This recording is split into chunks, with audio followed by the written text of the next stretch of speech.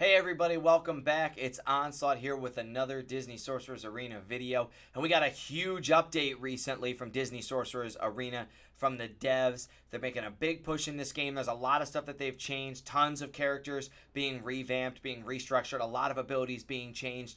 I haven't got a chance to go through the entire set of patch notes yet. That's why I'm making this video. I want to do it with you guys. We're going to go over it live in real time right now. Let's go check it out. All right, here we are. Official news. Disney Sorcerer's Arena Summoners. Great improvements in DSA coming your way. We hope that you enjoy them, and we look forward to hearing your feedback. So, they said, we're sitting here talking about how long it's been. It's been 5 months since the game's been out. We know that there are a lot of things that were going on, and if we remember back about a month ago, they released a big statement saying that there was a lot of big changes coming, and they had mentioned things like we see here, defensive teams with persistent health, Conquest, reward tiers based on your club's power, yada yada, the whole 9 yards. So everything we see here in the club Conquest has been mentioned before. So now we're going to go through them. We're going to think about how things have changed in the meta, and we're going to see how we feel about it. So I'm still just as adamant about the first statement here as I was during my rant and as I was when they released it, which is that thank goodness we finally have this. It's the biggest change positively that we're going to see to Club Conquest is going to be that defensive teams have persistent health. There is nothing more frustrating for players than taking their 2800 power team and going, well, this is it. This is the only team I got. This is my only chance to participate. I got to make it count.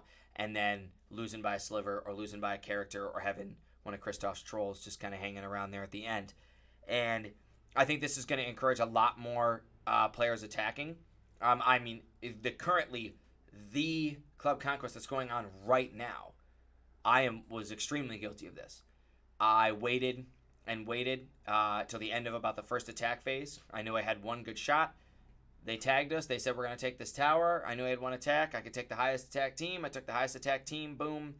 There it was. And I thought that was it. And it wasn't until earlier this afternoon that I was able to throw another team down. I just took my Kingdom team out for a run just to see. It was like a 2200 power team. Punched up pretty hard. Hitting like the 2400 range. Was able to take another team down. But I got a lot of other teams that could easily take a character or two. So anyway, I've said enough on that. You guys have checked out the other things.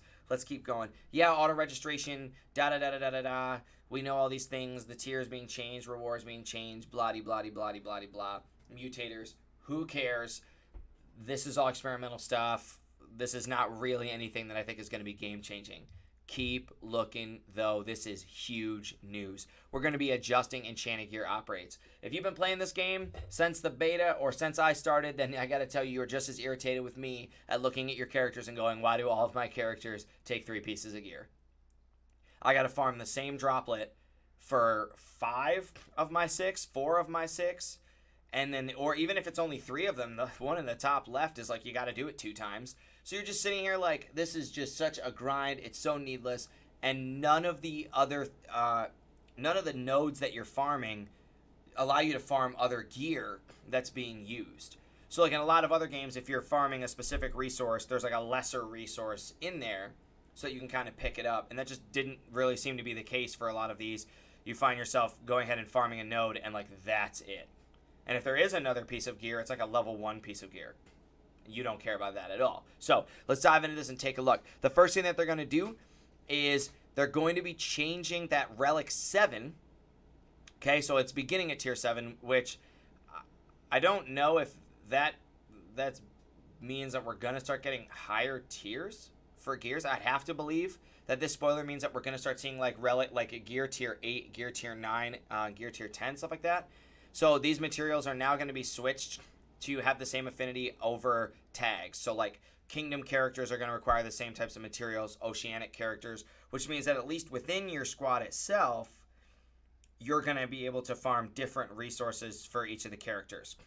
Now, when I hear this, I'm fairly disappointed because I don't think this is really the fix that players were looking for. I don't think it had to do with the fact that all of my characters needed the exact same thing. It had to do with that my individual character themselves needed the same resource 40 times. I don't care that my Kristoff needs the same droplet as Elsa needs. I care that between Kristoff and Elsa, I need 35 times 8 of the exact same droplet with only one node to get it at, and with it only appearing one time in the store. So anyway, that's my little rant. So we're increasing the level cap to 60. This is good. And so the gear tier is going to 7.5. I don't know why I didn't just read that before I said, I don't know where we're going. Again, like I said, I haven't read this yet. So the gear is going to 7.5. Half of the gear will be available in the beginning. So then the other half's going to kind of swing in there. The game is progressing. We're moving the level cap up. Players are going to be able to kind of keep grinding and have a space to go, because there's a lot of players that are at level 60 that are like, what's the next thing that we're doing? What's the next thing that we're doing? New hero and villain campaign levels are going to be giving Gear 7 materials. This makes sense. This is good. New characters have abilities, so you can comb through your favorite characters and see the new upgrades that are available, and they're going to be uploading all the unlocks in the official Discord soon. Now, we have an improved flow feature. So when viewing your character collection, when selecting the characters at the squad screen, any filters that you have applied should persist until you navigate away from that mode. Basically just saying, if you click a filter on and then go back to your character selection screen and scroll in and come back out and scroll in and back out, until you've left whatever game mode you were in, that filter is going to be applied. So if I'm like, all right, I need a couple kingdom characters, and I click a couple dudes, and then I look at the squad and I check the power level, and I'm like, I don't know, maybe kingdom's not it, and I go back in, it's not going to be back to normal. It's still going to have the kingdom filter on.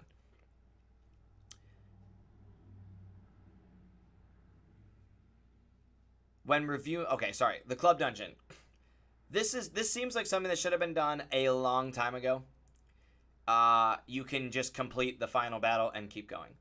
So it's disappointing that we're not getting additional stages in the club dungeon. I know that would really kind of mess with getting your dailies done and how long the dungeon would last and things like that. But I think that this only appropriate that once you beat it, you get the same benefit as all of the other persisting challenges that you get, which is that you can auto win it. I mean, this one is going to say continue to battle, but you can at least complete it over and over for the same rewards. It's easily convert gems to gold when leveling up characters or upgrading spells. Easily convert gems to gold when leveling up characters or upgrading spells. I'm guessing this means that when you go to upgrade a character, for the remaining gold that you're missing, it's going to give you a number of gems that you can spend. At least that's what I'm hoping, because I really don't like the fact that I just constantly have to save up gems, bank them all into a gold transitor, and then try to upgrade my characters. So this one's going to be big. This is a lot of characters. I've kind of scrolled through some of these. There's a lot of characters that are coming, a lot of changes that are going on to the characters. We'll try to take a look at all of them. It's definitely the ones that are going to make a big impact on things that are going on. But Hiro Hamada, we're going to get him out of the way right off the bat. It says, in some scenarios, he's negatively impacting the game experience for many involved. Looking at the data, Hiro Hamada has been responsible for some significant increases in PvP durations, up to and including running out of turns more commonly than we're comfortable with. As a result, we've made these changes in an effort to keep his uniqueness, but also curb his battle duration increasing effect, and we'll continually keep eyes on all the characters and how they perform, and we'll make adjustments as needed for the long-term health of the game. I think this is all good that they're addressing this. We knew that they probably knew this for a while. We can't really be upset that they didn't address it earlier, because this is a big patch. So at least we're getting this out of the way now. We're going to reduce the amount of shield that he gains per charge. We're going to remove his chance to gain additional evasion, which was previously added at level 2. His upgrade special is going to increase its magic cost from 2 to 3. So it's going to go on cooldown for a little bit longer. And he will not immediately gain a turn if he targets himself with this ability. He'll still gain the speed meter fill in the description, however. He will still gain the speed meter fill description, however. And his microwave passive added a maximum amount of charge effects that Hiro Hamada can have on himself at once. This maximum amount is 8. So, some changes, not big changes. They should make enough of a difference. I think I like that they're taking a small step. I know that Hiro Hamada seemed like a character that needed big changes, but the last thing that you want to do is make a big change to a character and then all of a sudden have this character not playable at all, and then your entire community that wailed out on a brand new character that 7-starred him and geared 7 out of his mind, and went and grinded your way through PvP, all of a sudden has a character and they're just all in your chat crying like, I want a refund on my dude. Blue had a magic cost on his passive. That's gone. The damage of Huff and Puff on Big Bad Wolf is down a little bit, so I'm just going to depend on what slightly is. That's a pretty big change, especially for lower level and like mid-level players. Not, I guess, kind of around the level that I'm at, but definitely a little bit below me. Like that 41 to 50 bracket took a big hit with this. Big Bad Wolf was a character that a lot of people were farming in the store. He dealt a ton of AoE damage. He had a lot of sustain and viability. He just was a great all-around damage dealer, and his speed, even though it's not great, was relevant in the meta that you were experiencing at that level. So this is going to change things just a little bit. Buzz Lightyear's getting an increase on his shield gained on level 2 from 10% to 15% of the damage. Do I think this is going to make him a playable character? No. Do I think this is nice with Toy Story going up? Yes. There's also a lot of other Toy Story changes in here, so we'll keep it in mind. We'll put a pin in it, and then we'll come back and check it out. The initial gear tier unlock for Chunks A Ground Pound to be gear tier 2. I'd have to go take a look at that. That jargon seems really confusing to me. Anyway, the bonus damage upgrade on level 2, is increased. So Emperor Zurg is going to be dealing bonus 20% more damage on his upgrade level 2 of Evil Aim. So if you manage to get Emperor Zurg, that's big game. Hades has 2 increases. His base damage to inflict continuous damage on Combust goes all the way up to 50%. And the damage dealt was slightly reduced to account for this. So the individual damage of the spell is going down because the base chance to inflict continuous damage is going up. So the spell itself will deal less damage, the ability itself, but his continuous damage chance is going to go up. Not the damage from continuous damage, the increased chance. And then it increases the activation threshold of Unbridled Rage up to 60%. So now as soon as he drops below 60% health, he will trigger that. There is no magic cost for What's Yours Is Mine and on Hopper. And we replace the level 2 upgrade decrease required magic by 1 with plus 2% chance to activate.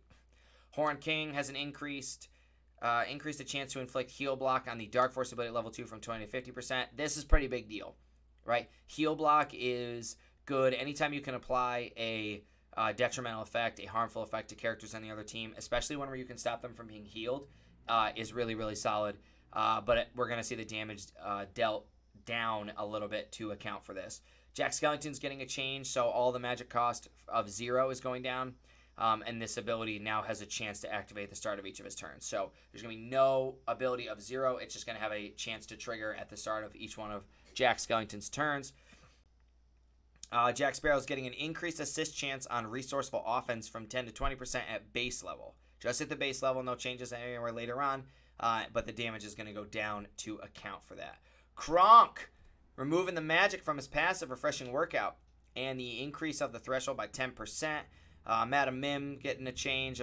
They fixing a bug where she would inflict adjacent allies with helpful immunity, which is kind of weird, but it's a good thing they fixed that. Merlin added 3 new upgrades to his passive Use Your Head ability. Mr. Incredible increased the threshold for his family first from 50 to 60. That's a pretty big deal.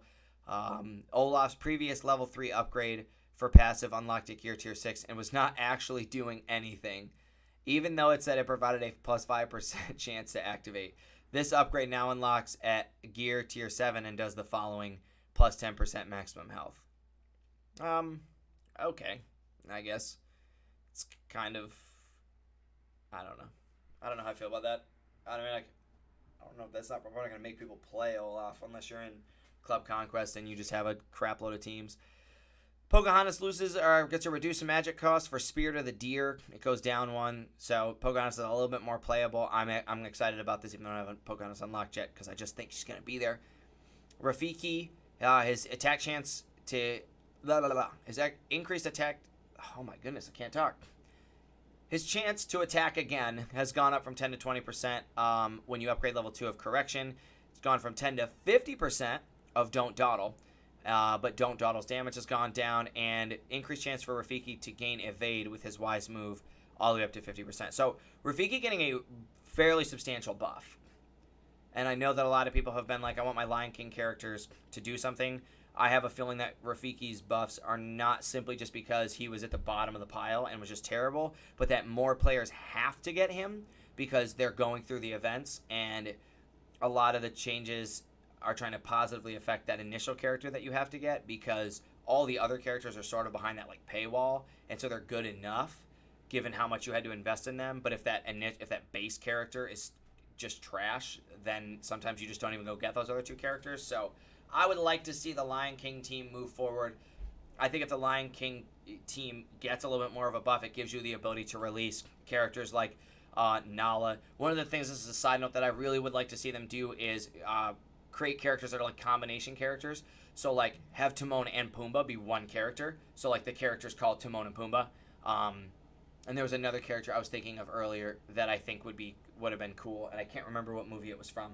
But you would just put the two characters together, and they would exist as one, and they would have like their own abilities. If it comes to my mind, I'll say it. But I just think that would be cool to have sets of characters on your team that are like two characters, mainly just because you can like create a cool flavor out of it and have like Timon do certain things when another character, like when Simba does it, and have like Pumbaa do a certain thing when this happens, and like I don't know. Anyway, I digress. Sally, I don't really know hardly anything about Sally, so I'll just read through it. Her chance for an extra attack on level 2 has gone up to 50%. She has an increased chance to inflict slow on Deadly Nightshade. It's got to 50%. A 50% chance to do slow is a big deal. And then the starting magic of her own self-zone ability goes from 0 to 1. Sergeant Calhoun, the ability Combat Maneuvers, is now guaranteed to inflict defense down, having a chance. I really like this because the tech team, and I talked about this in one of my previous videos, the tech team could have been using her for just a really solid DPS. Now that you have a guaranteed chance to inflict defense down, she just becomes that much more viable. They did decrease that damage output on that follow-up attack to account for it, but it's probably not going to make enough of a difference because you're really just playing that route to have that defense down.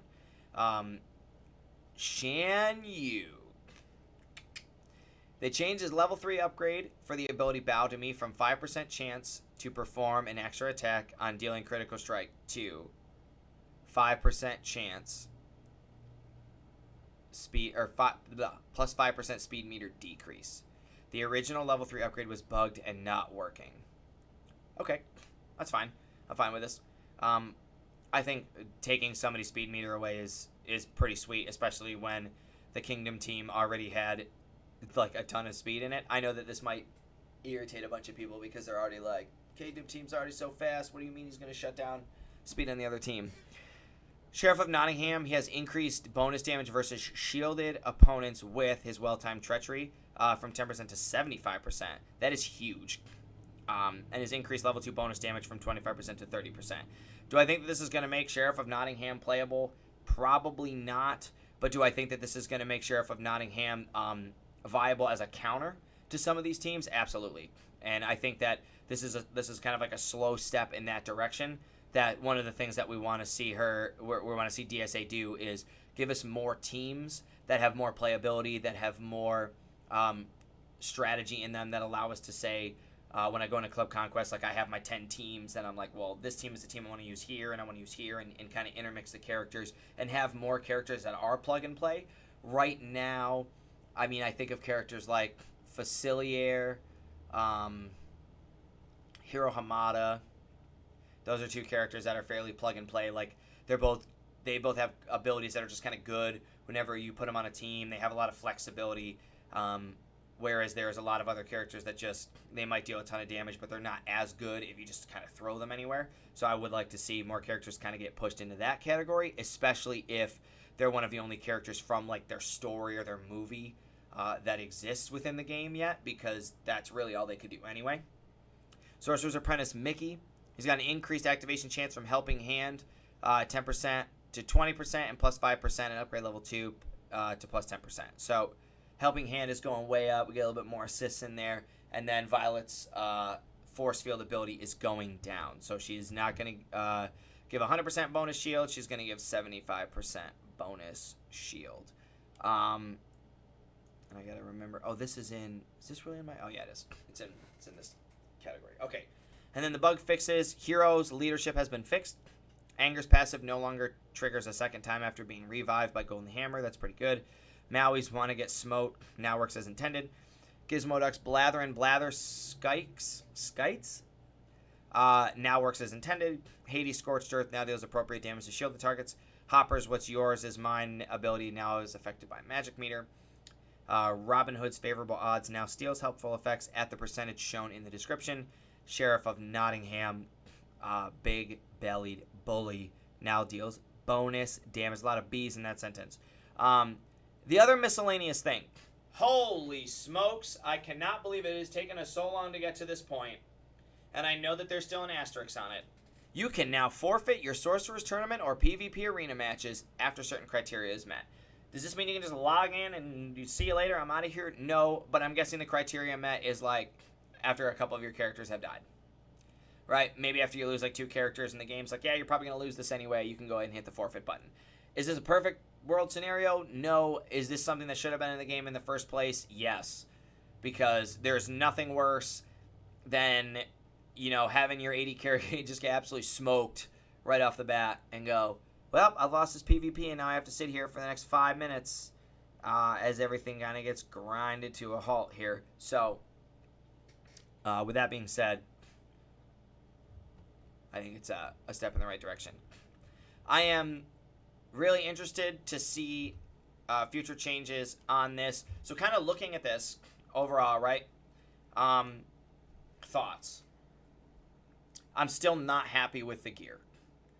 It is frustrating and irritating and time-consuming to have to spend all of my time farming gear instead of being able to farm shards or pick up both. Like there just should be, especially further down the tree and there just should be, I don't know, chances for me to get certain pieces of gear. And I would really like it if like the gear wasn't all the exact same. And I know that that's not exactly stopping me from having to farm like the same amount of times. But when you look at the store, for instance, like our club just figured it out, right? We're getting 12,000, like we're getting max amount of those club credits in the club exchange every day. So if I'm just racking up club exchanges and I'm going through and I'm like buy, and I just buy all the droplets, and then like 8 of my characters have the little combine hammer, and I go to one of them and I hit combine and I go and then I come out and none of my characters have the combine hammer anymore. I'm like, why am I wasting all this currency on all this stuff? Like, I just feel like all the characters should kind of be in different realms. Now, they did say that they're going to kind of start to move it with like Kingdom Oceanic and stuff, so I'm optimistic that that is going to slowly start to affect the store, because one of the biggest changes that I liked were the changes within the store. I love that the exchange moved around. I love that your Gear 3 stuff now doesn't really cost anything. It shouldn't have cost anything in the first place. It's just like dirt level. Like I'm spending like 8,000 gold, whereas I was spending like 20 something before. I like that I can go ahead and buy some of my Gear 5 or Tier 5 and gear in the gold, with just gold. I like that I'm getting more droplets for my exchange. I think 5 would have been a nice number. I really would have really liked the 5. And I like that I can start to buy that Tier 6. And I think we kind of knew that it meant a higher gear level was coming. Do I think that this gear level is like timely for the game? No. Only because I look at most of the free-to-play player base and I look at a lot of the members of my own club, and I have players that are spending money. And there's not a lot of players that have that Gear 7. But at the same time, I do also understand you have to cater to that positive, the money spending, Top Guns at the thing. So we got to keep everybody happy. So it's not really going to affect the free-to-play players because we're not there anyway. So it's not like we're going to get, paired against people who have just kind of pushed the envelope and stepped up that much higher than us. But those are some things that I like, some things that I don't like. I don't know. We'll see where the game goes as the game goes forward. I'm still having fun, still fairly happy. I really would like to see a PvE mode though. Glu Games. Like I'm telling you, I think one of the coolest things would just be to have like a club conquest against one other player. I said it. I just think it'd be cool, or 2 other players. Have just a club conquest with like you and 2 other players. I just think it'd be sweet, and it could be like minimal. You could have like 5 5 little bases, or 6 bases, or no, 5 bases, 1, 2, 3, 4, 5. And that's it. And you just use the same teams, you just kind of, duke it out, and everybody fights for the 6, whoever you control 6 towers, or I don't know. That's just my idea. But anyway, so I know that I normally bring videos out on Wednesdays, but I wanted to get this one out earlier because they kind of dropped this patch, not in alignment with any of my videos. So this is going to be the Wednesday video. I really appreciate everybody tuning in and checking it out. If you liked it, be sure to give it the thumbs up and hit that subscribe button for me. I would appreciate it. I'll be able to bring you more content. I'll be able to answer more questions. Remember, we're doing a series on teams every Saturday. We're going to be talking about tactics, team placement, and ability attack sequencing. You're not going to want to miss it. Go ahead and check out some of the videos that we have for you here. That's going to do it for me at Under the Radar Gaming. Thanks for tuning in. Ta-ta for now.